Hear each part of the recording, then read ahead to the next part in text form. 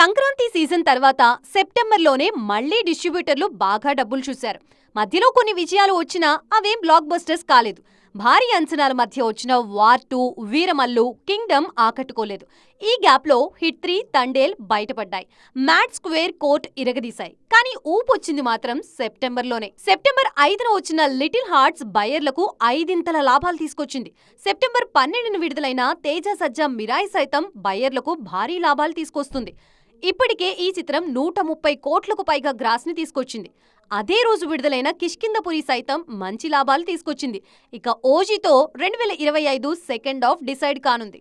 Raviteja mass జాతర కూడా త్వరలోనే విడుదల కానుంది.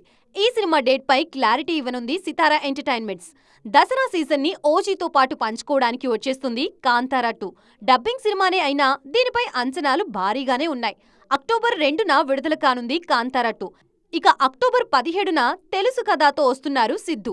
అక్టోబర్ 18న కే ర్యాంప్ విడుదల కానుంది. దీని టీజర్ అద్దిరిపోయింది. నవంబర్ 28న రామ్ ఆంధ్రా కింగ్ తాలూకా రాబోతోంది. చానాళ్ల తర్వాత రామ్ నటిస్తున్న రొమాంటిక్ సినిమా ఇది. ఇక డిసెంబర్లో అఖండ 2తో రచ్చ చేయడానికి రెడీ అవుతున్నారు బాలయ్య. దీనిపై అంచనాలెలా ఉన్నాయా అనేది చెప్పనక్కర్లేదు.